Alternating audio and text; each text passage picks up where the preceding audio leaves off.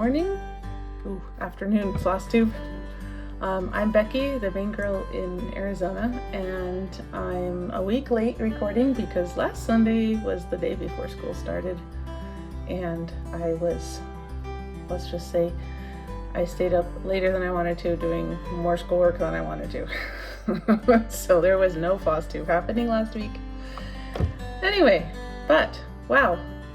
Thank you to my returning viewers and welcome to the 10 new subscribers. I will try to be a little more timely, although I'm realizing that the next first Sunday of the month is, or the next weekend at the beginning of September is going to be Labor Day weekend. So, but I guess it's not the first Sunday. I'm looking at my calendar. That's why I'm looking over there. So I guess it won't be the first Sunday anyway. So there we go. That was useless. Okay. Shall we get started? I have, oh my word, so much stuff, so many things. Let's dive into it.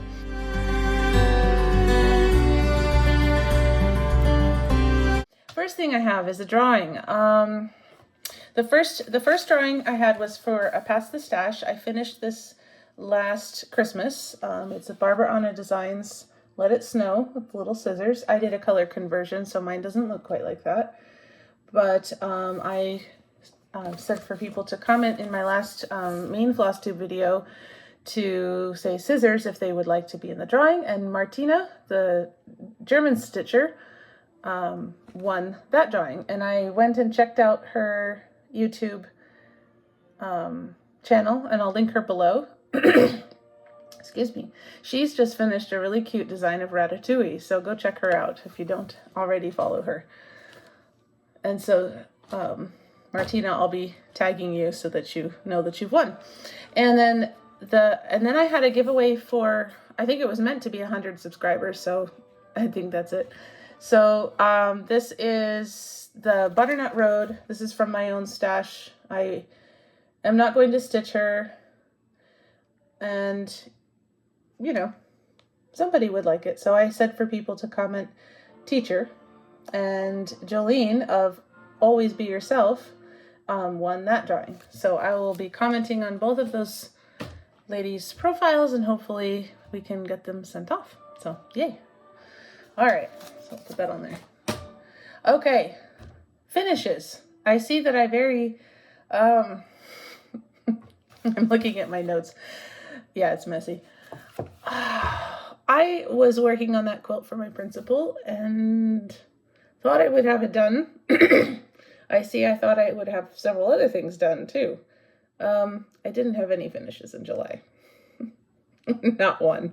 I mean, unless you count the FFOing of my retreat gifts, the little needle books that I made. And I did put a video of those on my Flosstube Extra. It's the first, couple minutes of that video. If you want to see them, I could probably pop it in here, but this is already going to be long enough, so I'm not going to do that. So, I mean, but technically they were sort of finished in June, and I just finished FFOing them. I don't know. They were partly finished before I left for Maine, and I finished them before the retreat, but that's it. The quilt, those of you that have made a t-shirt quilt probably already know what I'm going to say, but I'm having trouble with the blocks stretching while I'm stitching them. My sewing machine keeps creeping on me, and I'm pulling the blocks, and I'm not trying to, but I'm pulling them. So I got a mat to put under my sewing machine, and when that comes, I should hopefully have a little easier time of not pulling them. And I will admit, my mom cut the blocks for me, and I didn't check the size before I started stitching the quilt together. They're not all 12 inches square, so, or 12 and a half. So I'm doing my best, but I have been sewing and unpicking and sewing and unpicking and cutting and then sewing again, and then okay. Ugh. So that quilt's not going to be done for a minute. I'll try to get it done this month though, because I'm tired of, it's all laid out back there, and I'm on my third of 5 rows, and I'm kind of fed up with it at the moment, but I need to finish it so it's out of my hair. Anyway, and I see that I also thought I would finish some of my Christmas things and FFO some ornaments. Yeah, I don't know who that was that made those plans. It wasn't me. I was thinking that didn't happen.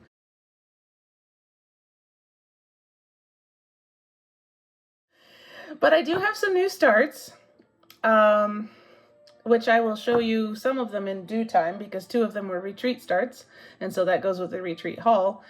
And one of them's a restart of my Christmas stitching. But I can show you the first new start. And it was also supposed to be a finish. Oops. What are you doing? Ooh. Sorry, I have 2 little things here and one needle is catching the other. Okay, so this was actually supposed to be finished today. This is the June, well, it's the Fuchsia Wanderling Hare. Fuchsia Hare. Hare and Fuchsias from Wanderling Hares. I'm working my way through them. This is the one I assigned for June, and I have gotten this far. I started him last weekend and didn't get a lot of time to stitch last weekend, and so I finished the bunny and added the green yesterday. So I'll work on him some more today if I get a chance, but he may not actually get finished until next weekend, which will make me late for the July one. Yes, I know it's August, but I have a plan, although it's being changed at the moment. So that wasn't even a new start in July. That was a new start in August. I'm sorry, guys. That's okay. I'm sure you don't mind looking. He's a nice bunny. So, all right. And so really, I'm a little unsatisfactory on anything but whips. I have been working on things. So I have Christmas in July to show you. I have patriotic stitching to show you. I have not worked on Christmas ornaments, which I put in my notes I was going to work on. I wrote my notes earlier, clearly. What do people call it? Past me? Past me was very excited about all the things I was going to get done in July.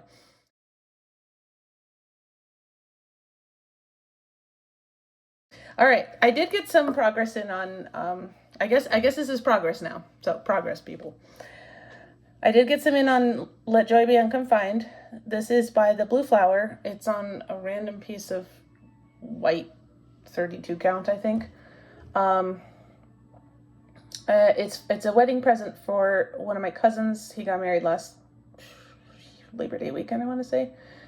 And I'm just now getting around to stitching this for him. This, I believe, was actually designed by the Blue Flower during COVID as one of the lockdown stitches that everybody was doing. So I think that's why it says Let Joy Be Unconfined. But I thought that was a nice sentiment for a wedding too, and the colors are nice. I just made a random DMC conversion based on the colors that were in the pattern. So, because they were all like dinky dyes and stuff, and I'm like, I'm not doing all that just for a small stitch like this. So anyway, I've been taking this around and stitching it. I thought I would finish it because I had a lot of meetings the last week of July before school started, but it ended up that I had to actually pay attention in the meetings, and so I didn't get to stitch. I know, rude. Why? Why have a meeting and then make me pay attention? Some people need to get a life. Anyway, okay. So without further ado, let's get to the Christmas in July and the patriotic. And yeah, patriotic being first, I guess. Okay, I have these in not really any particular order except that I put the smallest hoops on top. So this I did on a stitchy date with Mainly Cross Stitch. She lives sort of near where my parents live in Maine, and we met up in Freeport at a coffee shop and we stitched. This is the Ruth Bader Ginsburg collar, and underneath it's going to say I Dissent. I don't like the font it's in, so I'll probably change that font, but I got this one. I had this already done. I had done it in the car on our way back from Utah in March, and I did this one while I was talking to Rachel. So we had a good time. The coffee shop was awesome. They had amazing muffins and lovely drinks, and they were very nice to adjust one of their drinks for me. I don't drink coffee, so I asked them to do a honey lavender tea latte, and they were very nice, and they made me 2 of them, and they were excellent. So I forget what they're called, but I'll probably I'll tag them down below if I can. They're in Freeport, Maine. So if you ever get to Maine, go hit them up. They're on the main street. Okay. So I have 5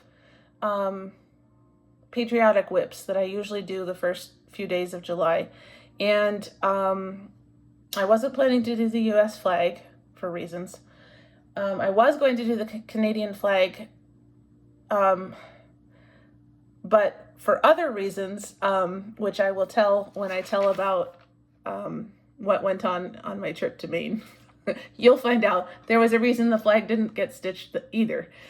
So I actually spent extra time on my other two. Oops, don't fall. Okay, fall. I have a chair and I have things on the back and I have things on the seat. I have two other patriotic stitches besides the Ruth Bader Ginsburg. And they actually just got extra days because I was tired and we were doing a lot of stuff. And I was like, you know what, let me actually make some proper progress here. So I have this Brenda Gervais Lady Liberty. I had already stitched her. Oh, I need to get my board. I forgot that last time too, didn't I? Okay, I had already stitched her before. Look at her skirt. But there was a little place in her skirt that was supposed to be for a leaf, and I don't actually like the leaves on the pattern, so I filled in that part of her skirt. And then I did the top of this and that. I didn't stitch her skin because I had some kind of idea in my head that I wanted to do her with green skin like Lady Liberty. And then later when one of the nights when I lie in bed and I think about things, I realized it would make her look like Elphaba from Wicked. So I'm going to give her regular skin. But I didn't actually, that's why she is like headless and armless, and I left it all out. So I was like, I don't know what to do. So I just stitched the flag. So I will give her normal skin the next time I get her out next July. So poor girl, she almost was green anyway. And then my other one that is a patriotic stitch that I got out and spent extra time on is A Stitch for Sweet Freedom by Lindy Stitches. So I think that I finished the dark blue in her skirt in June for Juneteenth. And then I think this time I just added the words here, but I might have still needed to finish this. So I'm not 100% on what I did in July and what I did in June. But anyway, so the words are going nicely and building up. I still have not stitched her face. I'm not super fond of her face, so I need to figure out what to do about that. I may just stitch it the way it is and live with it. So those were my patriotic stitches. So let's do Christmas in July. Hang on a second. Oh. All right, and I'm gonna go get my board too. I should put that on the top of my notes, get the board.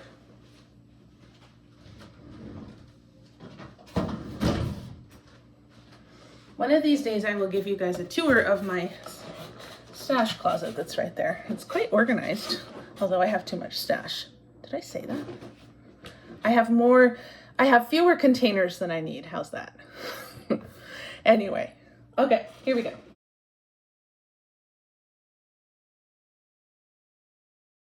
So I stitched her hair that's over here and her little, I guess it's her shoulders and her sleeves, part of her sleeves. Anyway, so I got this little bit here. So I think the last time you saw her, she didn't have a head. I mean, she had hair, but she didn't have a face. So anyway, so now she looks like a person, and I actually had to move the hoop, so that's why she's not in the hoop. And I think in July, I also was over here doing some of this as well. I feel like there was some of that going on. So I tried to get some good time in on her because I realized it was July and I wanted her done for Christmas, and I have still quite a bit of things to put in on her. So she may not be done for Christmas, but that's okay. I may just finish her in December. What do we have else? Okay. This one is, oh, you can't see that. There we go. This one is Lavender and Lace, Santa of the Forest. Let me unclip so you can see the little bear. Isn't he cute? That bear, oh my word, he took all the stitches. I was working on the Santa's beard. I had a little bit of his beard done already from last summer. I did not, of course, work on him in December because I broke my arm. But so I had, I think, this little bit done, or maybe this little bit done here. So I was at the retreat, and again, tired, jet lagged, didn't want to stitch on a chatelaine, and so I worked on this for the night that I got there and part of the morning the next morning, because I had a thought that I would just finish the beard, but then partway through, I guess it was Friday, I realized it was taking forever and I was going to spend the whole retreat stitching his beard, and that wasn't what I was there for, so I ended up putting it away. But I got to a good stopping point before I did. So, that looks nice. Okay. Chill out. There. Goodness. We got rambunctious projects today. Okay, now this one is actually one of my new starts because this is a restart. This is from SA Stitch on Etsy. She's a Ukrainian designer. In fact, I think it's actually on the Nonstop Stitch, which is a collection of them. Ukrainian cross-stitch designers. This is the Squirrel. He has a little sweater on with acorns, and he has a little sporin or something that he's carrying. And I had his sweater pretty much done, and I had part of his head done because I had done quite a lot of his head actually last summer. And then I saw a video of somebody that had stitched him on a fabric like this at a retreat, and they were showing the brag table, and I was like, oh, I love it so much because I had him on natural linen, like the Santa Claus. And, you know, that's perfectly fine. I like natural linen. But when I saw this with the little snowdrops and on the darker fabric, I was like, oh, he pops so nicely on the and so I had to restart him. I still have the other one, and so maybe I'll finish that and gift it to somebody because I have several of these. So I got this from Fabric Flair, and I have a couple other pieces. And so I spent extra time on him too because I was like, oh, I had to frog him and restitch him 2 years ago, and then last year I finally got to his head after the frogging incident, and then now I'm restarting him. It's like I've got no progress on him at all. So I gave him an extra. I think I gave him an extra day so I could get it. So it looked a little respectable. Poor thing. He's gonna be happy. He looks cuter on there. But just take my word for it. And then this is another one that may involve frogging in December. Not because I made a mistake, but because I'm doing a conversion. This is Celtic Noel by Lavender and Lace, only I have mirrored her and I'm stitching her in green instead of red. And that is part of the problem because I'm realizing that you can go dark and light and red and it doesn't read as a different color. But if you go to the light green, that's the next step up from some of these other greens. These greens, there's several different colors in there, including some blends because I needed darker ones. But this is supposed to be the next step up. This is supposed to be, if you know what the Celtic girls look like, this is the light, whatever light she's carrying, shining on her skirt. But it reads as a different color entirely, like she has a multicolored skirt. And I don't like that. So I'm thinking of pulling this out and restitching it with this color and one of the darker greens to tweed it and make it a little darker. There's one more lighter color and then I could just use this for that. I haven't showed it to Kent yet. He's the color person. I don't know of any green that's darker than this and lighter than these. I've looked at greens all over the place. So if anybody else knows of a color that's darker than this green but lighter than these other greens and is in the same kind of bluish green family, let me know. But I think I'll just rip it out and tweet it. This is actually the same color too, but you can see it looks much darker when it's all alone. But they are all three the same color, so I would rip all three of them out. I don't mind. I knew I was going to have to frog and restitch when I was doing a conversion, especially with green. Green is hard. So anyway, but I like the way she's looking. I like the Celtic girls. I have already stitched her in red and gifted her, so I wanted a green one for myself. Let's see, what else do we have? Oh my goodness. Okay, here we go. Victoria Sampler, Frankincense. I kind of dragged my feet on this in March because I was missing a fiber and it wasn't like I couldn't go on, but I didn't feel like it, so I didn't. So I couched this. It was the gold that I was missing. So I couched all this in gold. I stitched the black underneath for the lid, and then this is, was it Algerian? No, it's Rhodes stitches. in a cry neck. So that was interesting. And then the satin stitch of this. So this is the top of the jar. I think this is the top of the jar, and this is just the lid. So I'm going to start the lid. I mean, holy moly. I'm going to start the actual jar at Christmas time. This gets stitched in March too, because it's Asian inspired. And in March, one year anyway, was Abby Bella Stitch was doing Asian things in March. I don't remember why, but so I just have been doing it then. And it's fun. And I do it for March Madness. So anyway, very sparkly, very cool. And this one, this one's been in the naughty corner. This is, again, the same thread that I was missing and couldn't work on. And in March, I was working on this, or no, Mania, I guess. I got it out to work on it. I realized that I was running out of floss and was checking to see if these were all even, and found out that this side was over one entire Algerian eyelet, which is 4 fabric threads. You can see that the lid is sticking out on this side much more than it is on this side. Apparently the lid is wrong also, which I'm really kicking past me, because I remember knowing that when I stitched this, that I was adding extra stitches, and I was like, oh, I'll just frog it, or I'll just adjust it. But I got down here and I realized I can't, because the motifs that go here are mirror images of each other, and I can't just make one of them smaller and one of them bigger by 4 fabric threads. It's like, what was I thinking? So I have to still take this lid out, but I'm only going to take it out and back a little until I figure out. And apparently this is also off. And this is also not centered. This part is not centered to the rest of this. So I have no idea what's going on with this thing. This is honestly my least favorite of the 3. I did myrrh already. Frankincense I'm doing, because I like gold. I mean, okay, I guess, but it's not my favorite. It feels very, I don't know, ostentatious. But I want the set. And so I'm having to frog and restitch all this gold, and I've already frogged this all the way out and restitched the top already once because I had it the wrong orientation on the fabric, but luckily I was only to here when I realized that. This one's testing my patience, guys. So this is correct now. The bottom is correct, and I was working on stitching all the way down to the bottom of the box because I'm like, I'm not pulling this out, and then having nothing to show for having spent 2 days on it.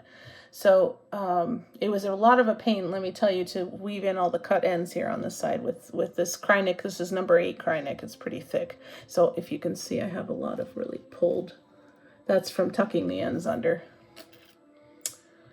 Anyway, so yeah, it looks great, except for being off center several times. I'm not sure what I did. Anyway, and I'm not sure why I left it when I realized it was wrong. Anyway, so fun for another time. But that was one of the ones I thought I would be done with. I don't know why. I knew I had to frog it. I don't know what I was thinking. Anyway, Celtic Snow. This is by Northern Expressions Needlework. It is not the called for fabric. It is a lakeside linen, so it doesn't, it's not modeled like the cover photo shows. I am using the called for dinky dyes. I did these two snowflakes, these two small snowflakes. I didn't have all the time I wanted for it, because by the time I got to this, it was the end of July, and I was in meetings and doing schoolwork and stuff, so work for school. So I was determined to get at least 2 snowflakes done, so I did, and I actually stitched it a little bit in August to do that. And you'll see that these look quite different from the main snowflake, because I read the pattern wrong when I first started this some years ago, and this is only 1 thread and these are 2, and it's supposed to be 2. So I probably, when I finish more of this, I'll go back and stitch over this all with another thread so that it looks, because it's it's very light, but it goes from pink to green to white, and you can't really tell. And these show up so much better, and they're not super amounts darker. So I think I will want to see this. I might decide it looks nice and delicate and leave it, but I probably will want to stitch over it so that I can see the floss properly. I mean, why do I pay for dinky dye silk if I'm not going to see it properly. So, but I like it. That one's for me. I mean, most of these are for me. Let's be honest. Okay, this is the one, and I will need, whoops, okay, loose needle. Hang on. Okay. This is another one that's giving me fits, but it's my fault for picking the wrong fabric. This is a Carolyn Manning Designs, what's it called? It's a snowflake tree, basically. Shimmer. It's called Shimmer. And so it is pretty much entirely done with Krynic. The only things so far that aren't Krynic are these little tiny ones. Everything else is Krynic, very sparkly. And I'm having fun with all the different little colors of Krynic, don't get me wrong, but do you see this? That is how floppy the fabric is. And you know how Krynic is. You have to kind of tug it a little to get it to lie straight. This fabric deforms so easily. I ought to be stitching on it like with one strand of silk, not tugging it at all. And I'm trying very hard not to tug it and to realign the threads every time I take a stitch. It takes a long time to stitch on it with that. And I mean, that's going to be fine, but that's how floppy and fussy it is. So I love this. I love the look of it, but I hate stitching on it. And so I have been letting it languish every time I take out all my Christmas stitching. And this last time I was like, you know what? I am going to do this and I'm going to finish this. So I'm actually bringing this out again in August some more. I've already had it out in August once. I'm going to keep stitching on it till it's done because I want it on my wall. It's pretty, but it's driving me nuts. So I want it done and out of my life in that way, out of my stitching life. Okay, and here's another one. I don't know. I think past me made some bad decisions with fabric. Well, I know past me did. Anyway, this is Alessandra Adelaide Designs. This is, I forget what it's called. Follow the Star. And this is a great opalescent fabric, as you can see, but that made me make some counting errors. Much better now that I have reading glasses, but I didn't for years until last year. So there's the nativity here, so I can't figure out if this is Mary or Joseph, but there's another figure there. So I did this figure. And then there's going to be 3 wise men and some palm trees. It's quite unique. And I got a kick out of it when I saw it because it's very, it's very, what do you call it? Where it's just silhouettes. Anyway, it's very interesting and not the usual Christmas stitch. So I like the design again, but I don't like stitching on it because it's hard to see these the opalescent is so jumping out that it's hard to see the fabric threads, at least with these glasses. Maybe with my reading glasses, it was much easier.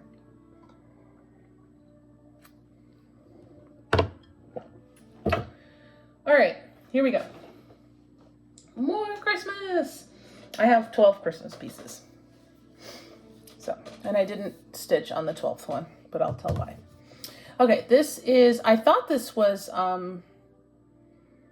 Smoky Mountain Designs or something, but this is somebody else, Stitch World, and this is called Spruce Creek. No, what am I doing? Spruce Run. It's not Christmas, but it's a train, and it's going through the mountains. It's on a snowy mountainside with trees and stuff. So. I did not get a lot of time to stitch on it again. I think I got about an hour and a half maybe. So it's really a pathetic amount of progress. The end of the month was a mess. But I stitched a tiny little bit of black here that was there. I stitched this little tiny edge of there's every color of taupe in here, guys, let me tell you. I stitched this. I stitched this. Yeah, so I was trying to get down into the cow catcher and make it look more like a locomotive. I mean, I know you can tell what it is, but I mean, the cars have had wheels for years. He needs some wheels too, but you have to get there first. Anyway, so Spruce Mountain Run, that's what it is. I don't know where my brain is some of these times. It's like I know the names of all of my projects. I don't know why I can't remember them on camera. losing my mind. Okay, and I think this is the last Christmas stitch I have to show you. So this is Rosewood Manor. I don't remember if this is White Christmas or Let It Snow. I have them both and I'm intending to do them. This one obviously is for my husband. It's big enough for the stocking. It's going to be a stocking. It's big enough for the stocking, but this was too close to the edge, as you can see. So before I started it this summer, I sewed this cotton fabric on the edge. And I had some rows that weren't finished because I couldn't get to them. I had the top few rows were finished and these were done, but some of these other ones that come right to the edge were not done. So I actually did that. I came down the side and made sure all the rows were done, and then I did this row of snowflakes. This one is not what the design says. They were more of like a diamond Quaker style, which I don't prefer, and neither does Kent. So I put it with another, I think it's from the other stocking actually. It's not from this stocking. It's from, so I think it's from the other stocking. I asked him to pick one that he liked. So, and then I was thinking, I had been going to stitch the squirrel on the 25th of every month next year so I could get him done. And I was kind of sad because I was like, well, now he's much less done than he was. And then I thought, why am I not finishing this? I have been doing this like a row at a time, a couple rows at a time if they're smaller, twice a year for quite some time. It's like, I don't even have my own stocking started. Kent doesn't have a stocking. What am I doing? So next year on the 25th of every month, I'm going to work on Kent's stocking. I'll get it done and probably start mine. I don't know what I'm thinking. We've been married for 21 years. Let's have some stockings. Good grief. It's a good thing we don't have kids. I probably have a stocking from Walmart. Not that there's anything wrong with that, but with somebody who's a stitcher, I feel like that should have been a priority. I don't know. I think part of the problem was it was big and I didn't have a lap stand for a while, but even a floor stand for a while. But even once I got a floor stand, and I was thinking about my chatelaine and not my stockings. So, wow. Okay, that was Christmas in July and the patriotic stitching. Take a breath. Now we have August.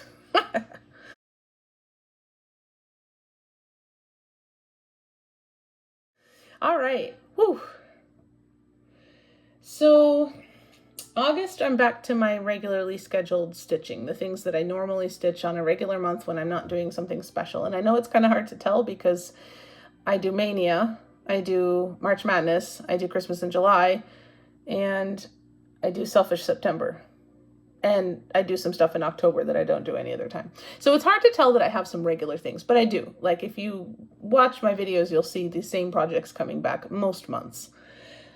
So here we go. Cottage Garden Samplings. The Barn Owl. I stitch him I stitch these ones seasonally. So I finished the other ones last year. So it takes me 2 years to stitch each animal because I stitch for 2 months in the season. So this one got stitched on in June. I had the whole outline of the owl done, and so in August I started the orange. So everything else was done in June, which I think you saw in the video. So my plan for August, since I stitch him on Saturdays, and I have 3 more Saturdays, and I got like from here up done yesterday. So I'm guessing that I'm going to finish him, do whatever it is on the side that's there, just something on the side, and then I think I'll get to his head and neck. I was thinking I wouldn't get to that till next year because he's quite large, but I think I'll get to his head and neck. I try to get the animal mostly done the first year as much as I can, because then you have all the other things around it, and I just finish the animal and finish the things. So that's worked pretty well. I actually got the whole ferret done this year, I think. But the whole swans. I got the whole swans done, but they were a little more compact. And the ferret is missing a head, I think, too. So it's okay. He can miss his head. I go from the bottom because I'm going off of the other design. So anyway, he looks good. I like the blue. I like the orange. And now they're coming out with new ones, which I'm getting. And so I thought, oh, I'll have this set done in 6 years. Now I'll have the 2 sets done in 12 years. I'm making a big pile here. I hope it doesn't fall over. All right, what else do we have? Oh, now this is one I don't know that you guys have actually seen, or at least not for a long time. This is Jeannette Douglas Designs Seasons by the Sea. She just came out with another set, Seasons in the Garden or by the Garden. So I was doing this not last school year, but the school year before. So before I was making Flosstube videos, I had him on my desk, and I anthropomorphize things. I had it on my desk, and I was just, if I was ready to go and it wasn't time to leave for school yet, I would pick it up and do 20 minutes or something. And so I got all the way finished, all the way around each season. Again, I was stitching seasonally because I like that. I like stitching seasonally. And then, I don't know, school got crazy. I think I got this far. This is spring. So you see, in spring 2024, this is the boat that is part of winter and part of spring, and I didn't really get more than just the border done, and I guess this little, whatever this is, little flower thing, and I don't even think that's done. Is that even done? No, it's not. Yeah. So it was rough, and I switched jobs, and so last year it did not get picked up at all in the new school year. So it's been on the summer this whole time, just sitting there, and I didn't get out the summer, and I didn't stitch any of the other seasons. So it's like, I want this done. I like stitching on it, but I want to get it done, and so I'm going to get it out, and I'm going to try to get at least part of it done each season here, at least for a month. So I'm getting it out in August. I've already stitched on it in August. I had the shell and the starfish and the lobster already. I stitched the words, and I stitched this little row, which is quite, I'm going to put my book behind it. There we go.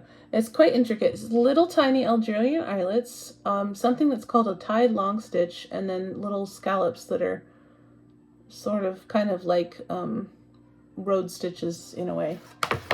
So that was fun. I enjoy it. I like the little tiny motifs like this that are little delicate things. That's why I like to stitch Victoria's Sampler too.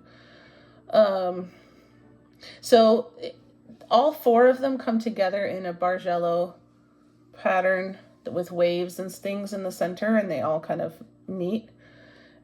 So I probably wouldn't get to that, but I could get all of the little motifs that are outside in each season, I'm pretty sure. So that'll be fun. I'm happy to have that one back out again. I enjoy stitching on it, and it's a little finish every time you finish a motif. Oh, and here's a friend that we haven't seen for a minute. He didn't get a lot of love already this year yet. Celestial Dragon, Draggy. So last year I had finished this page, and so you can see he's not had a lot this year. I think I only stitched him in April. Yeah, because my arm was broken, and this was kind of big to stitch on. So I stitched him in April. May was Mania. June I was trying to get those little needle books done, and July was Christmas in July. So yeah, he's only had some stitching in April.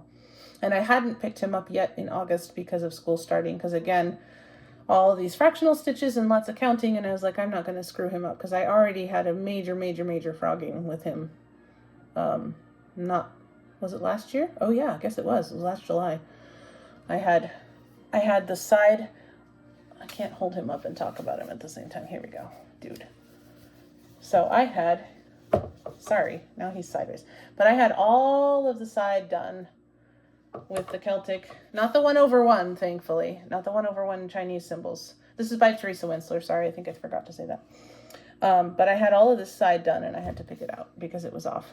So that's why there's only this one border around him, because I'm just keeping the border with him to make sure I'm on, and then I'll go back and do the rest of it, because I'm not doing all that again. So anyway, but I like him. I love watching him turn 3D as I add more colors. Ooh. All right. Okay, and this one is one that doesn't get picked up a lot. Owlie. I guess that's okay. I'll shade him. This is by a Russian designer. I don't know the name because it's not in English on the pattern. I got it in memory of my grandmother, who is Belarusian, or half Belarusian. She died last January, or two Januaries ago. So I got it, and I stitch him on the 19th of each month, which her birthday was the 19th. So some months he doesn't come out because stuff happens. But he is going to be, you can see by all the fabric that's rolled up here and here, he's going to be like a 6-foot wingspan when he's done, which is going to be amazing, but it's going to be a lot of stitching. At some point, I'll take him out and stitch him more, but right now he's just coming out on the 19th. So he hasn't gotten any stitching yet in July, or in August, obviously, and he didn't get any stitching in June or July or May, so I guess he got something in April again. Okay. Oh, I should have taken the pattern off. Hang on. He's going to get stitched later today, so I already had the pattern on. Okay. This is Amybear, who is not designing anymore. It's Needlepoint. But I haven't had any trouble following the pattern, although I may not have done all the stitches correctly. But needle pointer isn't looking at it to tell me whether I did or not. This is the second of a pair. The first one was a seagull with all the same things, but he was like all sunset colors, and this one this is going to be a moon behind him and all sorts of blues and greens. So he's flying over the ocean, and there's going to be rocks and things. So, and actually they'll hang behind me when they're done and framed, so you guys will like to have something to look at. So I'm working clearly on the outline before I do all the fill stitches. So I had done a bit in, I feel like it was June. I feel like I worked on him in June. Maybe I did, maybe I didn't, but I feel like I did. I feel like it was more recently than April. Anyway, so I'm working my way down. I made a mistake on the other one and somewhere up here, and I couldn't figure out what it was, so I had to fudge the whole rest of the way down in all the fills. So that was really annoying. So they won't match exactly, but it was like one stitch. So, and I couldn't find it, so I didn't worry about it. So anyway, I'm just working down. I stitch him on Sunday nights, so sometimes he doesn't get stitched on because I have stuff for school. But I intend to get him out later tonight and to work him down, and we'll see where he is at the end of August. At this job, I have better Sunday time than I did in my previous one, so I have gotten the other one done last year. And what you were all probably waiting for, without knowing you were waiting for it, my Chatelaine. Hi. Egypt garden. I'm grinning like an idiot if you can't see though. I had him out again last fall. So I also stitched my Chatelaine seasonally, which seems a little silly, but it's a way for me to stitch on 2 Chatelaines and get good progress in on them. So the Frosty Knot Garden that you guys had seen in a previous couple videos, I work on him from January all the way through June. Because he's Frosty and because he doesn't get all of those months, because he doesn't get March Madness. Well, he might get March Madness. He doesn't get Mania and whatever. So he gets those times. And this year he only got April and June because of my arm being broken. And January, February, I wasn't stitching big pieces. And I don't think I wasn't in March either. So this guy hasn't been out since November. And in November, I had all of the pyramid areas look like this. This is Chatelaine Egypt Garden. I guess I probably didn't say that, but I probably should, although you can probably tell what it is. All the pyramids were at this point, but I had it out last week and I added this part. You can start to see that's the shadow side of the pyramid. The light side is going to be here, and then all of this is going to be blue with 1,000,005 beads, sky, sparkly, starry sky. And then we have all the edges. So I'll be stitching him August, September, October, November. So that's only 4 months. Frosty gets January, February, April and June, and sometimes March. Well, it's 4 or 5. Yeah, I suppose I could always give this guy June. I guess I gave Frosty more time this year because I hadn't stitched him in January, February, so I gave him April and June both. So I think this one sometimes comes out in June. Anyway. He's got so much to do though. I have no back stitching on him, no beads, no specialty stitches. It's just cross stitch right now, but he's already looking so good. Yes, I'm complimenting my own stitching because I didn't design it and he looks amazing. Oh, I should probably put that where my thing is. Okay, my goodness, guys. that was 45 minutes of showing you stuff. Wow, okay. So let's see. Take a drink. Take a breath.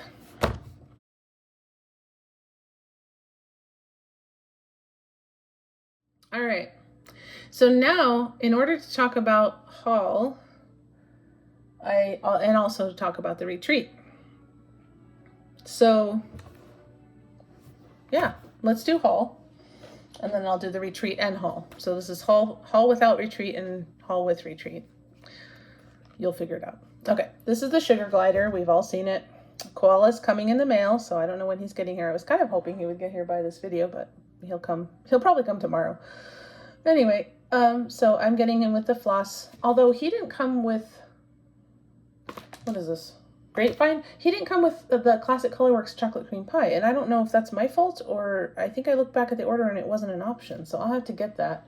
I should leave him out so I remember that he's missing a specialty floss, because otherwise I'll go to start him and I'll be sad because he doesn't have it. In 3 years. I haven't decided about the fabric either. So I want to see the rest of them before I see it, because I want to do them seasonally again, like I am these. But he B&A, that's a her. Anyway, the designer put these out starting in the June instead of in January. So maybe, I think this one and the koala, they're both Australian. So maybe this is meant to be the reverse of the other, and these are meant to be spring in Australia. I'm really curious to see what the rest of them are. I'm really excited about that. Okay, anyway. Whew, retreat haul. Okay. Oh my goodness. We have a pile of things. Okay. Okay, so first of all, so I went to I mentioned the retreat probably like 5 times already. I went to the Queen City first ever Chatelaine retreat in North Carolina, Charlotte. And there was about 45 of us there, I think, somewhere. It was less than 50 anyway. And I had a lovely time. Maggie and Amy organized a wonderful retreat. This is my first retreat. I probably won't spend the money to go for another, so I'm really happy. It was really great, and of course it was a Chatelaine retreat, so that's awesome. So I'm going to show you my actual haul first, and then I'll show you the things I got at the retreat. That makes more sense. Okay, so they had a special Chatelaine weekend exclusive. Amy, one of the organizers, is Oak Crown Studios, so she dyes her own fabric, and she made an exclusive fabric. This is Vinca, which I've since heard is a flower, is a little periwinkle blue flower. I've been watching people's retreat videos, and someone said that. So I got this, and I got an opalescent and I wasn't planning. I hadn't pre-ordered this because I don't like things that I don't know what they are. I don't want to just take a chance. Sorry. Except on the Cottage garden samplings, because I already know I like the first set, so I'm going to get the second set. This is my absolute favorite color, and it's not coming out. There we go. Periwinkle was my wedding color and my bridesmaids. It's my absolute favorite color in the whole world. And so when I saw that the exclusive was periwinkle, I had to get one. So I got a 32 Lagana opalescent, and I got a 28 without. So I figured these would be good for anything that needs a lovely blue sky, basically. So I'm super happy about that. I was only going to buy one other piece of fabric than the Chatelaine fabric I bought, but when I saw the periwinkle, I had to get periwinkle. It was imperative.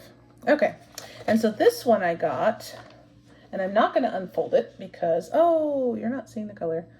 Okay, let's see. What about this? Oh, it's a little better. It is green. It's kind of a minty green. It's not bad. No. Okay. This one is called Garden. It's a full yard of 28 count Lagana because it is for Chatelaine's mushroom and fern garden. I went there with the kit for Desert Mandala by Chatelaine, which I borrowed from Deborah, my friend here in Green Valley, who is AZ Needleworker on YouTube and Instagram. She hasn't made a video in a while. You guys might bug her, so she does. But anyway, she has a lot of really crazy things that she stitches. Anyway, and I had just a little bit for Mushroom and Fern. I only had the Glorianas that I've been getting over time. But someone else had it there, and yes, I got to see all the things. So you guys already probably watched the video. So I knew that I wanted a green, and green, as we've noted, is hard. So I really was hoping to get the fabric for Mushroom and Fern in person so I could see what it looked like, because I actually wanted something like this for my Frosty. I'm really not seeing it. Wow. Okay. That's best, maybe. It's a little darker than it's showing up on camera. Because when I bought Frosty, I thought I was getting something much darker than the almost white that it turned out to be. And it's going to be fine, but I did want something a little darker. So I wanted to do Mushroom and Fern on green, and so I really wanted to get it in person. So I was really happy to find a good green for that. So that I knew I was going to buy at least one chatelaine sized piece of fabric, and I figured I'd buy, if I found a second one for desert, I would buy that, or I would buy something else. And then I bought the 2 pieces of the Vinca, so I was a little bad. But it's my only retreat. I won't have a chance to be bad again. Gee. All right, so we got there. I'm just moving the train off the floor. Okay. I got to the retreat late. My whole trip was delays, honestly. Just traveling in summer, I guess. And I'll talk more about that later. But I got late. The retreat itself, I think, started at 4 on Thursday. I didn't get there till after 8. And so everybody else was already at tables and had already done like the beginning stuff and introduced themselves and all the things that they did. So I came in and I was gonna have to be by myself at a table because all the tables were full. And so table 6 very nicely welcomed me in and let me come in and squeeze in at their table so that I wasn't by myself. So that was very good of them. Very nice. And and I was too tired that first night to stitch Chatelaine, so I got out the Santa and worked on his beard for probably like an hour, and then I went to bed and crashed. So, you know, I was not the stitching knight of my dreams, but anyway.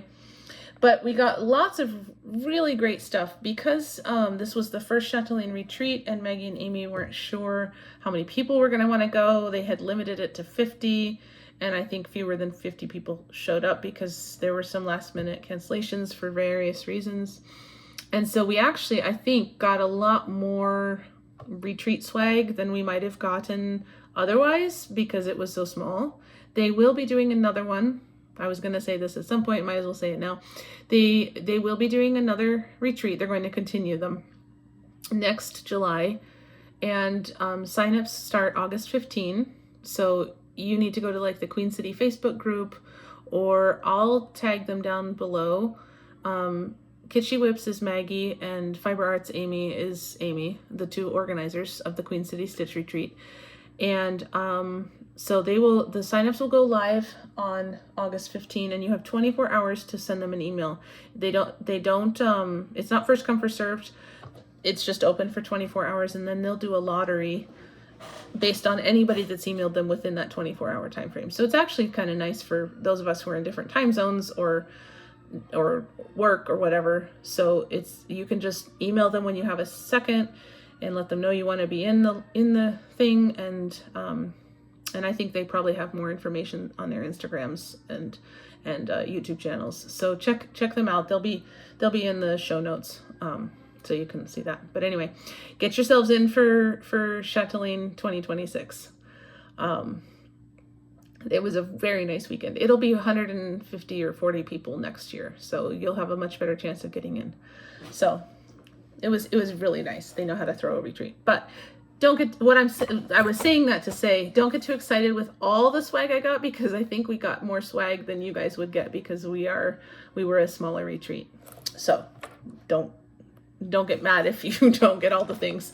Anyway, so I got there, and I didn't know when I got there what was retreat swag and what people had come by and passed out already. I've since figured out some of it from videos that other people have posted of what was their swag and what was the table gifts or retreat gifts that people had passed out. So I have a better idea now. But the first thing that was here, one of the other attendees had made this for everybody. It was a little pouch.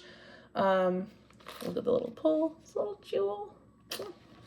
Anyway, and she had a note like apologizing if there was any mistake. And I was like, look, I can't even get a t-shirt quilt together here. Don't apologize. So I don't, she said, there was a note in there that said who made it. Let me see if I can find it. I'll tell you when I find it. This is so stuffed. If I try to pull it out, it's going to explode. So anyway, I think Sarah is Sally. It started with an S. Anyway, so I just stuffed everything else, everything little I got in here. So this is just with no, okay, so this is the beginning. And if you've already seen some of the retreat videos, you'll know what this is and why I said don't get jealous. And before I hold it up and show you what it is, the retreat organizers, Meg and Amy, did not get a special order or any special treatment. They had to haunt the maker of these things like everybody else, wait for the drops and bid. So everybody got a Clay by Kim Needleminder dragon. So I mean, so they got them just like everybody else has to. They did not get any special anything. So there you can see what mine is. Look at her, so cute. I'm afraid to put her on a project, I'll be honest. So I don't know if she's going to ever end up on a project. I don't know. I mean, you guys that have them, are they fragile? I'm afraid to like break her. But anyway, I've had all this stuff just sitting in the bag because I wanted to keep it all together. But now I'll be able to put things away. I have a file cabinet right here where I keep all my needle minders, so it'll be fun. And I have since learned that this was part of the retreat. No, not this one. Sorry, I'm crazy. This was part of the retreat swag. Little tiny snips. So in a really soft leather pouch. So that I think would be really good if you're going to fly somewhere, because I usually take a fingernail clippers, but I think this would be fine too because nobody's going to take that away from you. So anyway, so that was fun. I'm going to put him back in his bag though. So I wasn't sure what that was when I came because it was just in amongst everything else. This isn't in no particular order. I'm just pulling things out of the bag.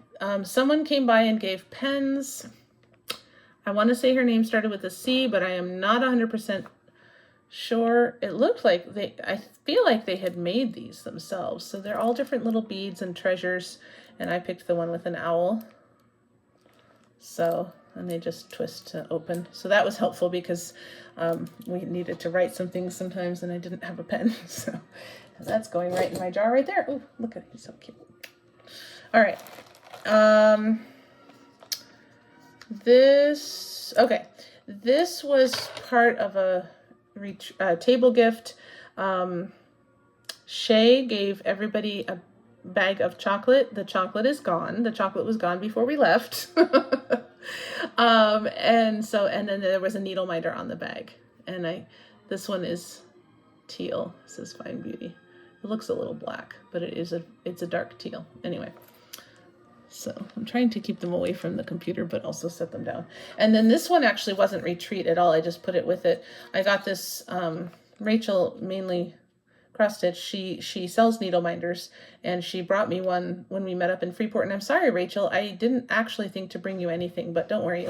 Something from Arizona will make its way to you at some point when I'm not crazy from starting school. But this is actually made of leather. It doesn't feel like it. It feels like wood. But it's actually leather. And if I look at the side of it, I can see the little places where the leather was cut. But isn't that the coolest thing? So that was in my retreat bag, so I wanted it to stay safe. All right, and these, I'm not sure if these were part of the retreat swag or if these were a gift. They, again, just showed up on my table at one point.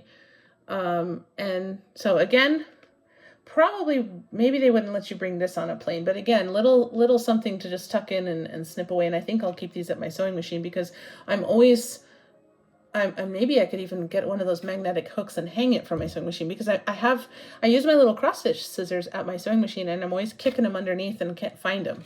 So I wonder if I magnet these to the sewing machine, that actually might solve that problem. Okay, let's see. Oh, and let's see. They actually put their names in here, so that was like super helpful. Oh, I didn't realize this was a sticker. Oh.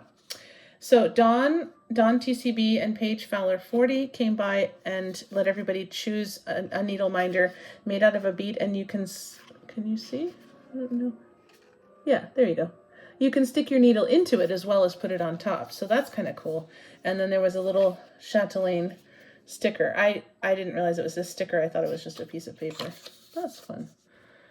And I have a lot of little bags. Maybe we can put everything in one bag. Well, I don't need to organize everything while you guys are watching me on camera. Okay. Calm down. Go over here. I'm just trying to minimize the amount of crazy that's around. This is from Jessie Marie Does Stuff.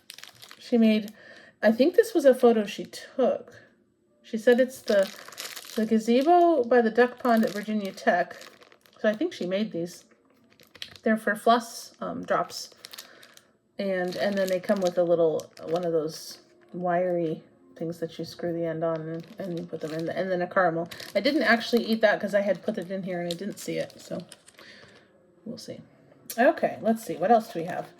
Oh, so this, well, no, I said I was going to do table gifts and things first. Okay, never mind. Oh, and I don't have the little paper with her note. Oh, maybe it ended, oh, here it is, it fell out. Okay, Sally. But she didn't say Sally who, and maybe there was only one Sally at the treat, and I didn't meet everybody because I came late. But she said that she made them, and yeah, she made the bag. So, anyway, it fit all that stuff in it, too. It's good. Okay. And then, oh, and I think this was also part of the swag because someone else in their video said that it was, and I was like, again, it was, I don't know what was what. Anything was anything. Everything was everywhere. Every time I left the table, I felt like I came back and there was more stuff. It's like, okay. And then, oh, and I got these as a gift from Kay at my table. She's Extreme Mom 24 on Instagram, but she hasn't posted in a long time. And again, maybe we can bother her and get her to post more. But she got these. These were actually for sale from Oak Crown Studios. Little scissors that... Ooh, I need a college education to do this. There we go. Oh, I see. Okay. So you unfold them. And again, I think it's a little too long for them to like it on the plane, but maybe not. And then they're in this little leather pouch, and it has music on it. I was like, oh, perfect. It had music. So, music for the musician. And Kate also gave me this. There were a couple games that we played, and I was right behind her on one of them, and so she gave me this piece of this is Waterlily's Pine Forest. So, it's a nice foresty green with some lighter green. I wonder if that would work for her skirt. I don't know that I want to do it variegated, though. Too hard. It's already variegated by stitching. Anyway, Celtic Noel. Okay, and then this was part of the exchange. We all brought, well, not we all, but a lot of people brought a small to exchange. And then they were just all out on a table, and you chose a box and then went out and saw what it was.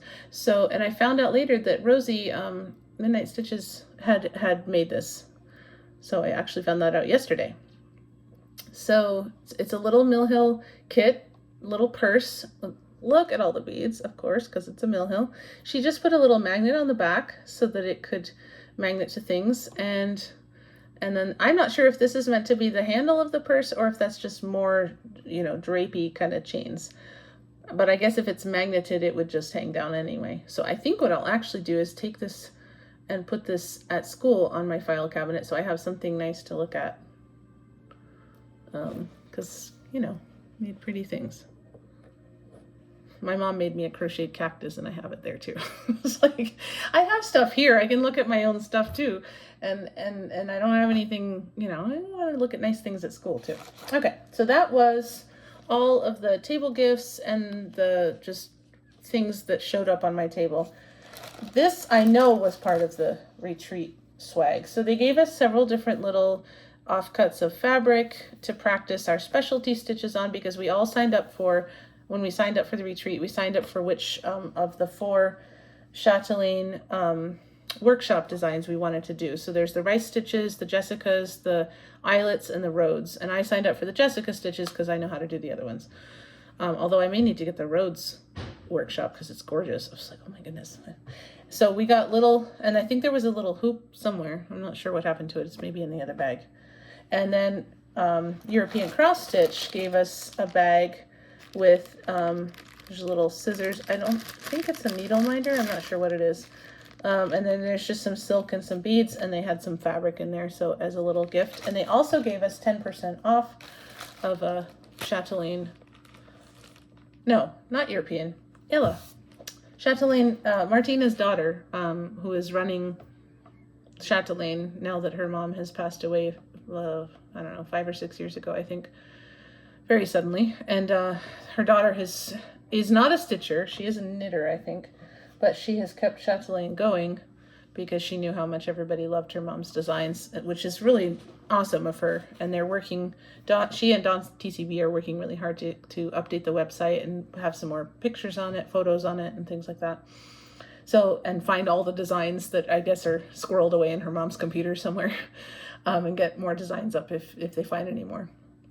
So anyway, so she gave us 10% off of a Chatelaine design, and I got the summer knot garden because I have frosty knot garden, so that seemed to make sense. Anyway, but this was European Cross Stitch and Oak Crown Studios little pieces of fabric. Okay, now what you're waiting for, the retreat projects. Yep, the other new starts. Okay, this was the bag. Everybody got one. It says KS on it. I don't know. I don't know that I ever heard who made these, but we were all at our table. We were all kind of like in awe over the zipper. Look at it. It's a continuous zipper. The ends are here. There's no end at the top. It's just a loop, and it stops, you know, it just stops at the top. And it's a rainbow, and it was so cool. And the fabric is gorgeous. I mean, look at that. So that was cool all by itself. We were like unzipping and zipping again. It's like, ooh, zippers. Like we'd never seen one before. It was great. Okay, let's see. I don't know what happened to the little hoop. I don't see it at all. Goodness. Okay, I don't know. Okay, so I keep saying okay. Let's stop now. So we got the pattern for the Jessica stitch, or the whatever stitch workshop we'd chosen. We just had to go on the Chatelaine retreat, and they gave us a coupon code so that we could download it. I think that's another one of the things that they're not going to do, because it was a small retreat, and so they could do little teaching sessions with the different workshop patterns and teach people, but I don't think they want to try to do that at a big retreat of 150 people. So I think that wouldn't happen, but I don't know. They might decide to. So I had chosen the Jessica Stitch Workshop, so I had all of the materials waiting for me in this bag. When I opened it, it had all of the stuff in it. So we have some petite treasure braid. There was all the lovely silks and one DMC. Let's see. Sorry, I don't use floss drops, but I probably will for this, but I had no way to punch the ones that I got. So this is Northern Lights. This is just what the pattern calls for. This is Silken Colors, Antique Roses. I don't know what the Northern Lights, what does it say? Something green, dark teal green. Okay. There was a DMC 333. Okay. It's another Silken Colors. Yeah, I didn't have floss away bags either. I should have brought some. Wild Violet, Silken Colors, and then of course my favorite, because you know my favorite color now, Dinky Dyes, Hyacinth, it's Periwinkle, and then of course the beads, which are not on there yet. So that was all waiting for me at my table in this bag, and well, I guess they handed me the bag, but anyway. And then we had the pattern. They printed out the first page of the pattern. Well, I mean, with these workshops, they're so small, it's just the pattern, but there's no other like directions or anything. So I downloaded the PDF onto my phone and I looked at it. And then when I got home, I downloaded it onto the computer and I'll print it later because I did want the close-ups. So this is as much as I did of the Jessica Stitch Workshop. And I think you might have seen this. Well, you definitely saw it on Instagram. You might have seen it on the video that I posted of the retreat stuff. So there are some very, oh, it's not focusing. Why are you not focusing? Very tiny, there we go. Jessica stitches. All of the things that look like little flowers are all Jessica stitches, even these really tiny ones down here that don't have a bead. I had to get all the way out to these because I wanted to use the periwinkle floss. And they were square, so they were different. And then a lot of the rest of this is going to just be different shapes of Jessica stitches. So like half ones and ones that look like fans, and but they're still Jessica stitches. And like, okay, this is going to be fun. So that's what I picked up after I put down the Santa. And so I spent most of the retreat on that until sometime Saturday afternoon, because I wanted to get to a certain point on the Jessica before I put it down. So there was that. And then the other thing that we got, Kate Tenek is a Dutch name. I've always seen it and I've never known what it was. She looked at all of the Martina's Chatelaine's beaded tiles, and there's 9 of them. That was one of the questions I missed on the thing that put Kay ahead of me.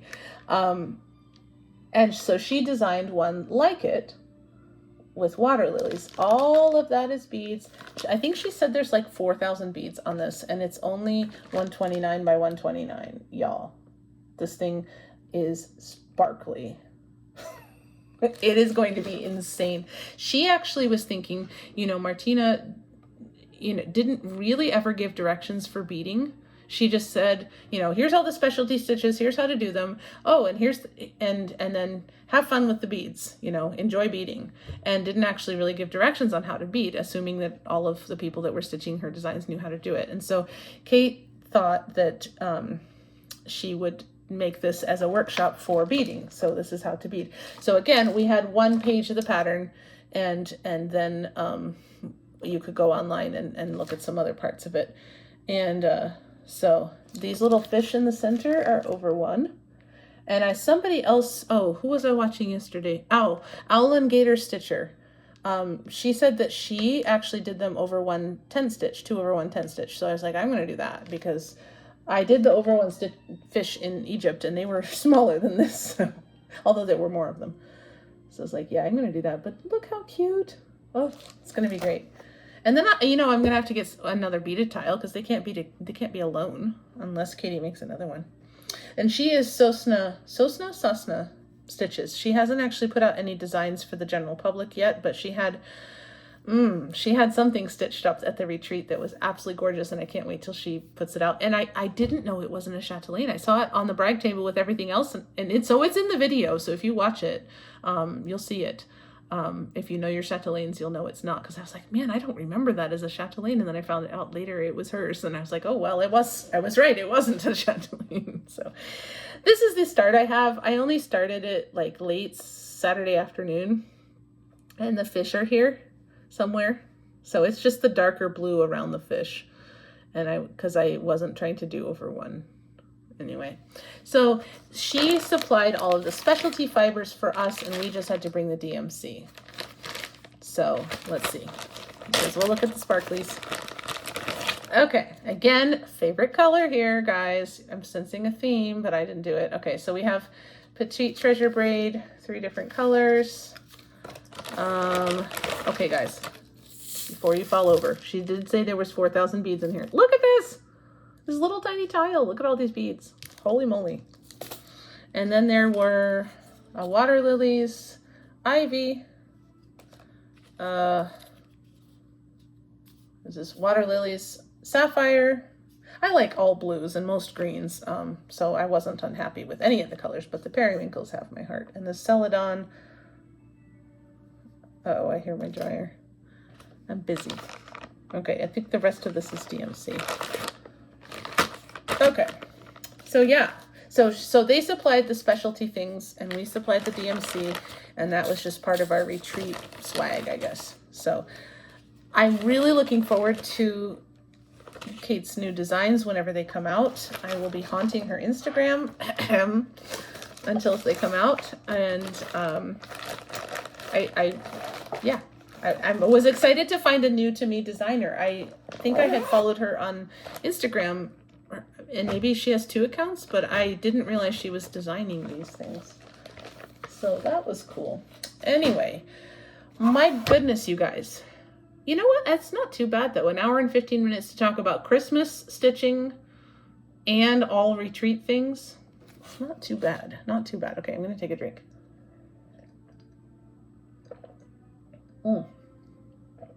I'm drinking some of that hibiscus tea that I mentioned from Smith. It's hibiscus and mango, so it's very nice. All right, so that's all of the stitching things. After this is the Hobbit hole, where I talk about art and rocks and things in my garden and places that I've been, and tell you things that I want to buy. And yeah, so if you don't want to hear about my book that I read, or the music that I went to listen to, or my trip, or any of that, or you don't want to, whatever, you don't want to hear about all that hobbity things, then I will see you later. I hope you enjoyed the stitching, and I will see you in September and show you what I got done in August, and show you what I'm going to stitch for Selfish September, because it's my birthday. That was an awful that was a wicked laugh, my goodness. Okay, so yeah, have a lovely time if you're taking off, and glad you spent some time with me. I like showing all of my lovely little things to people, so.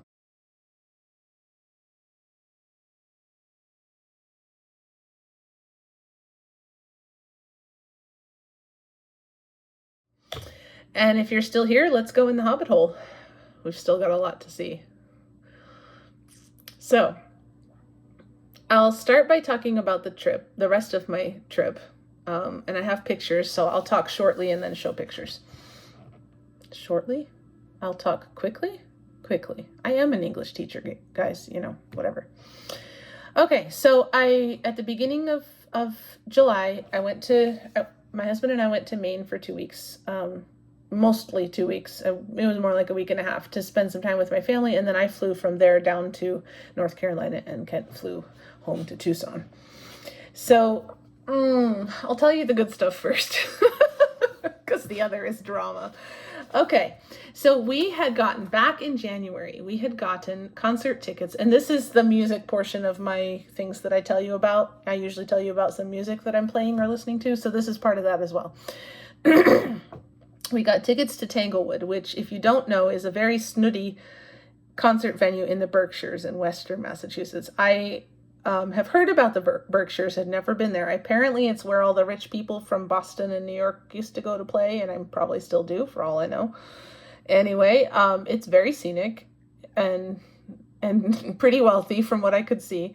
But it's a concert venue that also, the Boston Symphony Orchestra spends their summer there. And they do some teaching of younger students who would like to grow up to be professional musicians. So there's a lot going on in Tanglewood. But they have some concerts, and they have something they call the Shed, which is the concert venue there. It's a regular concert stage with the backdrop and everything, and there's a roof that comes out, there's walls that come out, and then it's all open at the back. So it feels, if you look forward, it looks like a regular concert here. Here's a picture.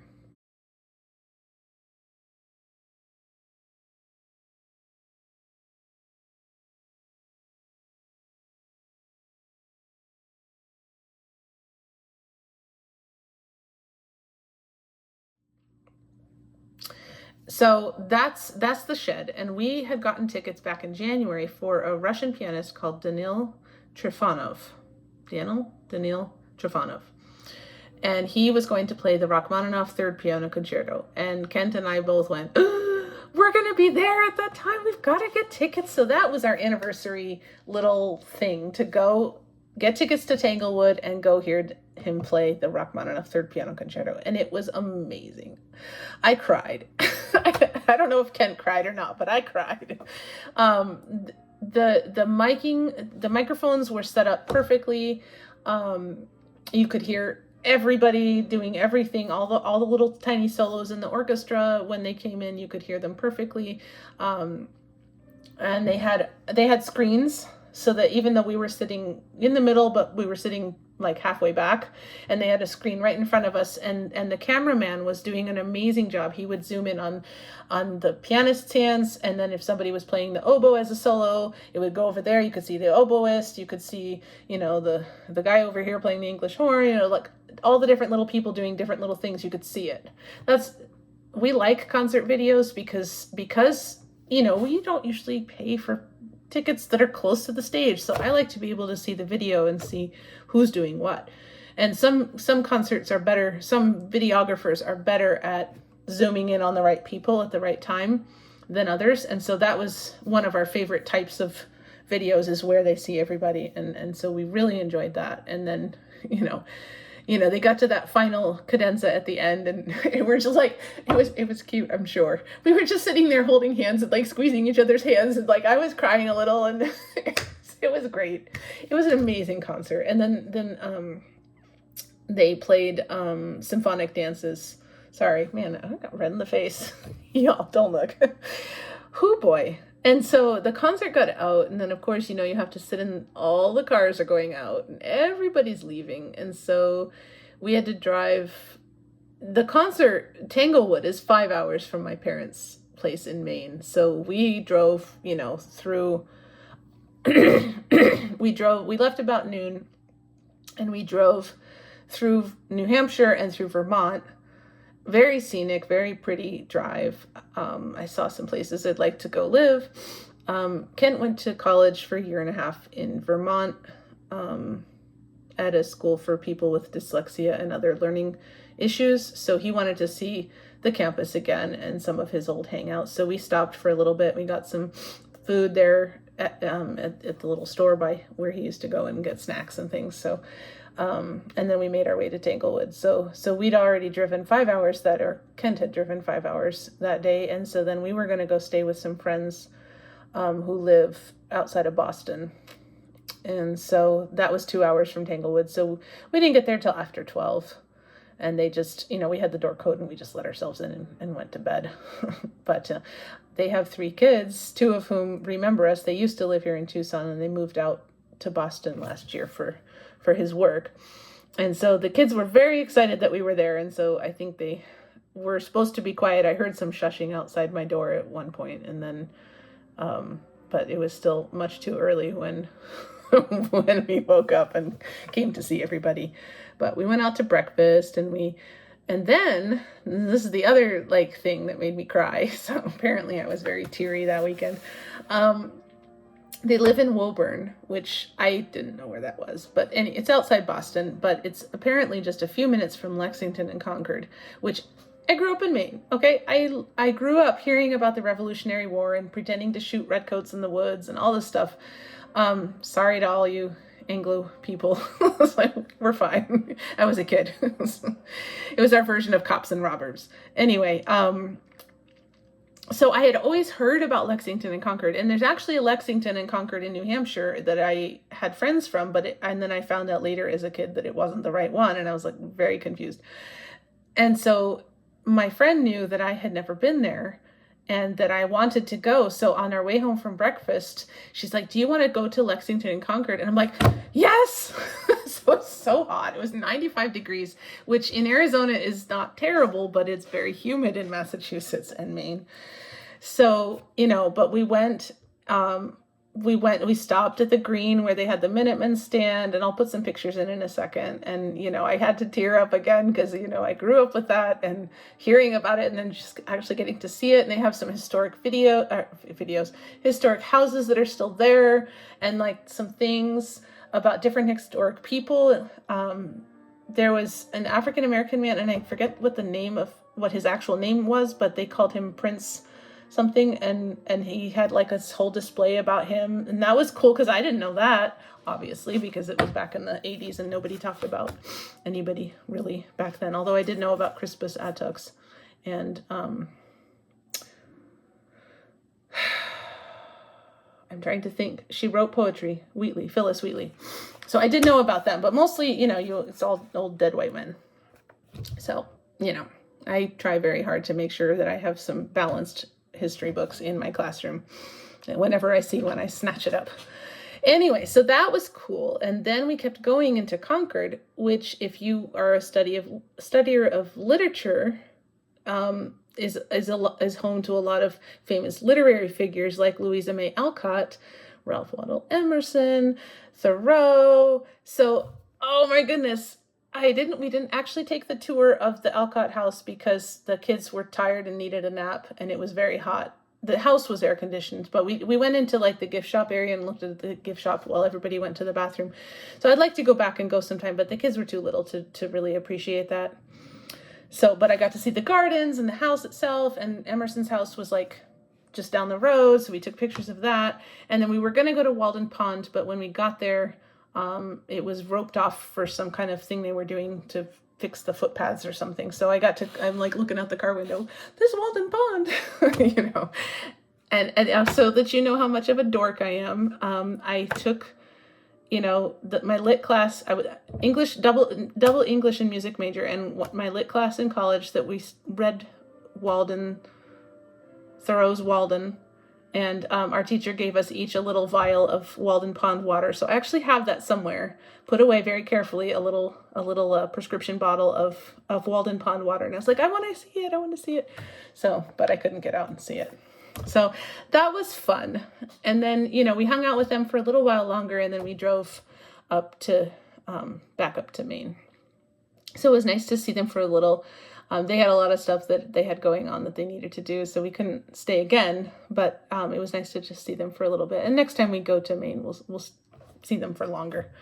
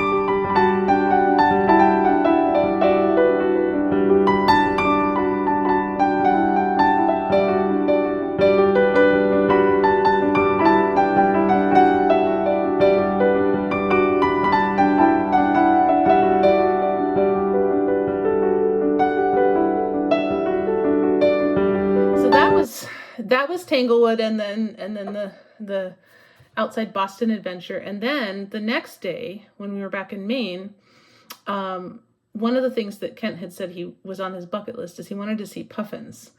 And if you leave from Boothbay Harbor on the Captain Fish boats, this isn't to add, but it's just how you get there. They will take you out. You can either just go to the puffins, you can just go whale watching, or you can do both. So we're like, of course, both. Silly. So we went out, and so they took us way, way, way out past Seguin Island. And we did see two humpbacks, a 12-year-old and I forget, what did they say? I think he was 46. I don't know how they determine how old they are, but maybe they've been watching them that long and they know.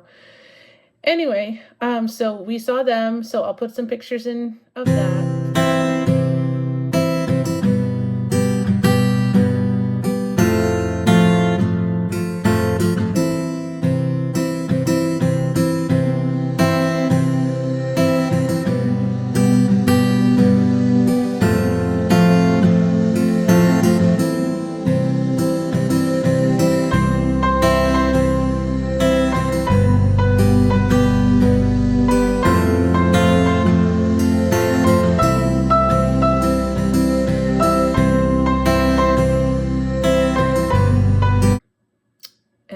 Then we went out continued to Egg Rock, which is where puffins and a lot of other water birds are protected there and studied.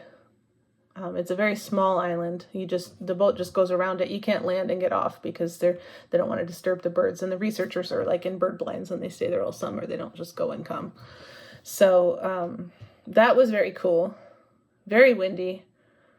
We did get rained on a little bit, but it was great. And Kent wasn't seasick. He didn't have any Dramamine, and he wasn't seasick, so that was cool. So apparently, Ocean's okay. So yeah. And then, we did all the things that you do when you're at a lake in Maine. So we went to LL Bean, and we went on a boat ride and watched the fireworks from the middle of the lake and all the different little towns. You can see them above the trees. And, I met up with my friend Rachel, and, we were going to go hiking, but it was pretty hot and sticky. And so we didn't actually go hiking, but, so that was the main trip. And then, a couple days later, I went down to North Carolina for the retreat. Now the drama part of the trip happened at the beginning and the end. I already kind of mentioned it. We left Tucson. We were already delayed. The plane was already delayed when we were leaving Tucson. We landed in Dallas. We had a really long layover, so we weren't worried about missing the flight in Dallas. And then we're sitting in Dallas, and we get on the plane, and we're supposed to land in LaGuardia and then catch a different plane for Boston. I guess that's what happens when you buy cheap tickets. You get two layovers. Anyway, or is that three? I think that's three. So we're sitting in Dallas, and we're hearing about storms, and we're like, oh no. And we took off on time. Okay, fine. And then, we're getting to New York, and there's like, we've been circling and they won't let us land, and we don't have enough gas left. So we're going to take you to Pittsburgh. And I'm like, Pittsburgh? Why don't you just take us to Boston? Oh, so, so we landed in Pittsburgh, and they were making noises about maybe we're going to stay in Pittsburgh and maybe we're going to leave. So just stick around. And so I'm calling, the airline, and I'm mad at the airline, just FYI. So I'm never going to fly them again. But so I'm calling, and the lady was super nice. She's like, can you fly from Pittsburgh to Boston? Can you fly from Pittsburgh to Manchester, New Hampshire? Can you fly from Pittsburgh to Portland, Maine, which was a stretch, but I thought I'd check. And she said, none of that was open. It's like, okay, thanks for trying. What about New York to, if we actually get to land, can I fly straight to, because we were going to miss the flight from New York to Boston. And I was like, well, we're going to miss the flight. So can we fly straight to Boston, or can we fly straight to Portland or Manchester? No. So I was like, well, once we get to New York, we'll have missed the flight to Boston, and we're going to be stuck there. And then just before we got on the plane to go back to New York from Pittsburgh, I got an email going, your flight to Boston's been canceled. I'm like, so when we got to LaGuardia, and it wasn't being rescheduled. It's just like, it's canceled. Sorry, bye.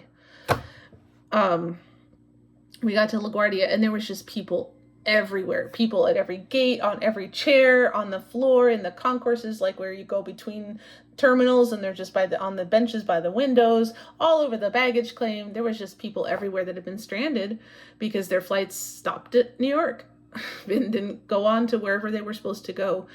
And so in between all this, I'm letting my mom know because she was going to pick us up in Boston, which was a 2-hour drive. And so I told her, I said, don't come down to Boston because we're not going to be there. And so she was calling, trying to see if we could get a flight. There's no flights for like a day and a half at least. There was no rental cars anywhere in New York or New Jersey, anywhere close to the airport where we could conceivably get to. And she even checked Amtrak, and they wanted to charge $368 for one person to get from New York, I think, to Portland. I thought it was to Boston. Ken thinks it's to Portland. I could check, but I don't really care. To one of those. Anyway, but that's a plane ticket. And that was only one person. It's like, it's a train. It's not taking off and flying in the air. Why is it so expensive? I mean, I've taken Amtrak from Portland down to Boston to visit my friend last summer, and it wasn't like that. It was like, I want to say it was like $50 maybe. I was like, what the heck? Why is it so expensive to just go to New York or a little further? So by the time we actually landed in LaGuardia, I called my mom and was like, okay, we're here. We're stuck. We're nowhere to go. She's like, I'm on my way to get you. She drove, bless her heart. She drove all the way down from Maine all the way down to LaGuardia, got there at 3 a.m, turned around, and we drove right back up. I was like, because there was no other way. We would have just been stuck there. There was nothing. There was no buses, no nothing. And it was just like, oh my goodness. So that was epic. We didn't get back to the house until like 9:30 or 10 in the morning, because I think we stopped to get groceries and stuff since we were out.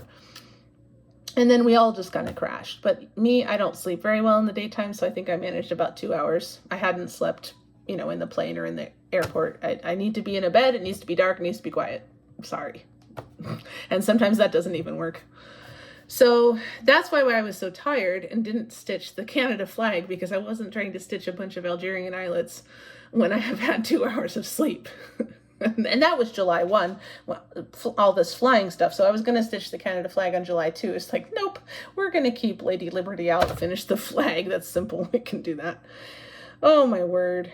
So that was getting there. And then going, I was delayed on my way to Charlotte. I flew from Boston because I went down with Ken. He was going to go to Tucson. I was going to go to Charlotte.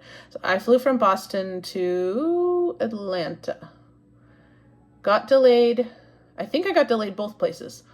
So that, you know, like every time I've gone into Atlanta, I've been delayed. So, you know, I knew that was going to happen, but I was late getting to Charlotte and I didn't get there till 8 something. I'm supposed to get there at 5:45, I think. So whatever. Anyway, so that was that. But Kent, you know, I'm in Atlanta going about, or in Charlotte, and I'm finding from him where he is. He was flying to Tucson and he's like, I'm in Albuquerque. Same thing happened. There was a storm. He was supposed to fly from Boston to somewhere and then to Denver. He was supposed to go to Denver and then to Tucson. And they landed them in Albuquerque. This is just about 6 hours away from Tucson again. New York's about 5.5 hours from my parents' house. And so he's freaking out, trying to find some way to get home. But he was flying a different airline that was actually trying to get him home, not just dumping him somewhere and leaving him like the other airline did to us in New York. So they got him to Denver. So again, he got to the place he was supposed to have, but of course his plane had already left. Again, same thing. But he didn't get dumped. They were still trying to find him a way to get home. So he was going to have to wait quite a while to get to Tucson, and then he heard that there was a flight going to Phoenix, and he's like, can I get on the flight to Phoenix? And they're like, yeah. Are you okay with that? Your luggage will come tomorrow. And he's like, fine. So he got to Phoenix, got on the shuttle, and got down to Tucson, and it was like 12:30, I think, at night. So again, a late night, but at least he got to Tucson without anybody having to do heroic drives.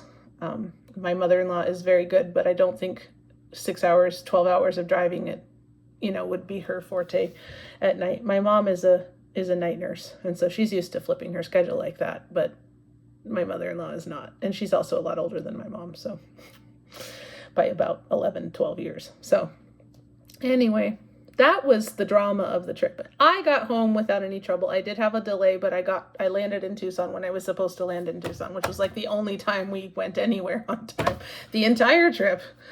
So yeah, that was the trip.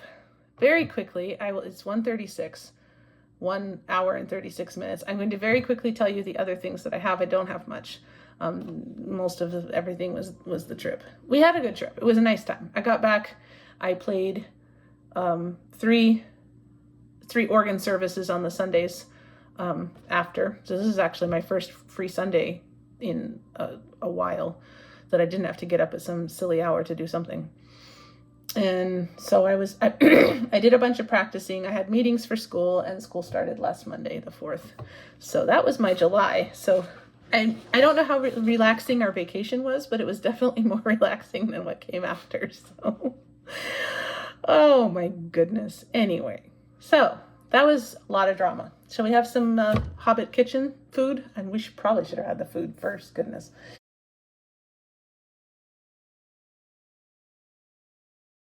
So this is a family thing that we do.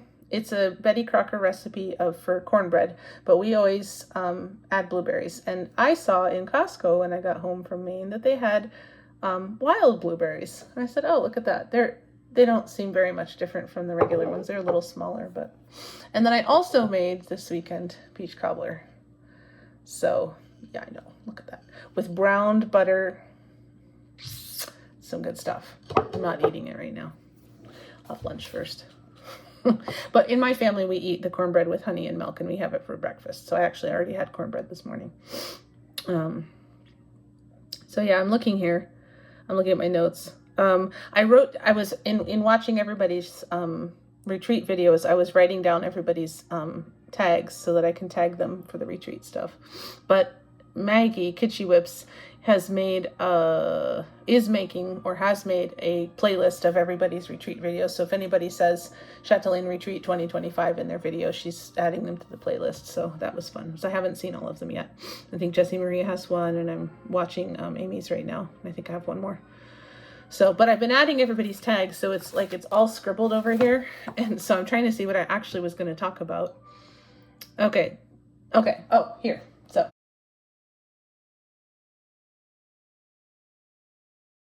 the rock this month is malachite with a little bit of chrysocolla. You can see that it's blue.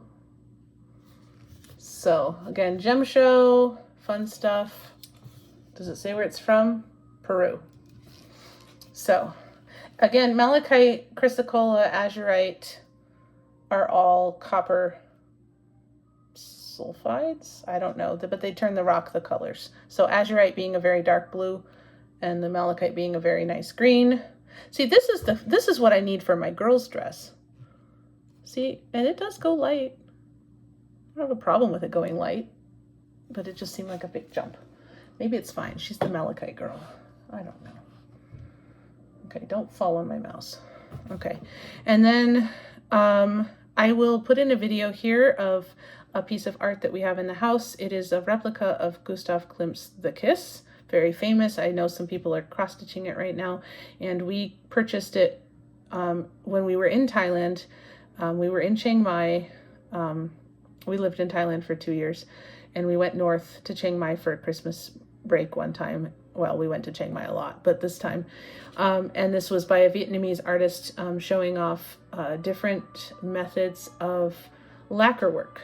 So it's an example of lacquer work as well as jazzing up the print of the kiss. The original kiss is with gold leaf and all kinds of bling, so he was trying to kind of recreate that. So that's pretty cool, and we have that hanging. It's very big. I'm not going to take it down, so I'll take a video of it where it's hanging and put that in here.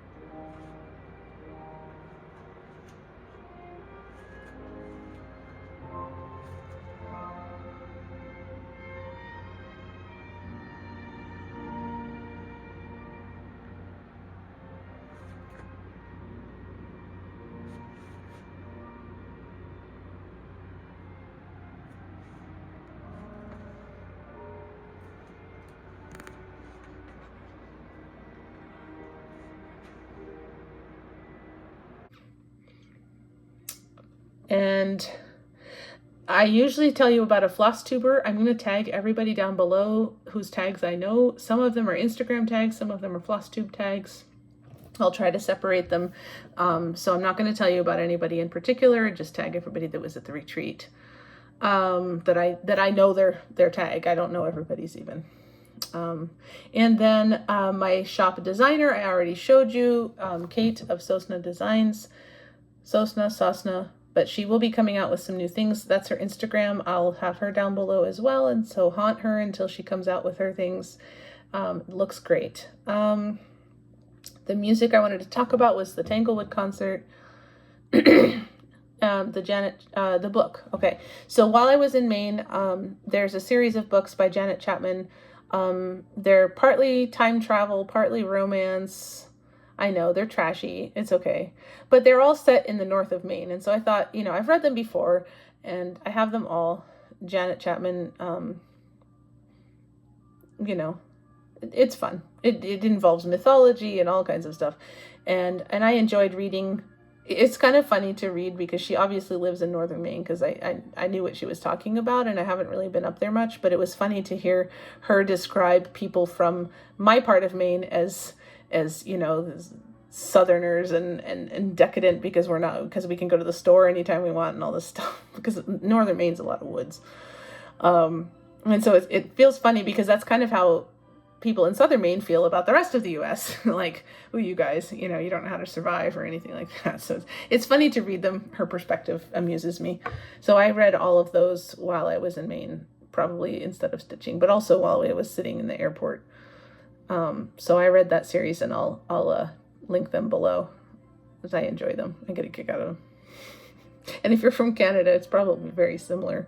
I think there's even a couple that are set in Canada, if I remember correctly. Anyway, so thank you for staying and listening to me tell you stories and show you food that you can't eat. And don't forget, if you want to go to the Chatelaine retreat next summer, the signups are going to be August 15. Go find Kitschy Whips or Fiber Arts Amy, so that you can be on the email list, so that you can sign up on the 15th. And good luck. I hope you guys have an awesome time. And thank you for visiting. Please like and subscribe. I will say that they're not all an hour and 42, which is probably going to be longer once I put some videos in. They're not all 2-hour videos. Mostly I try to keep it to an hour, or very, very small bit over. So thank you for putting up with this if you're still here, and have an amazing rest of August, and I'll see you in September.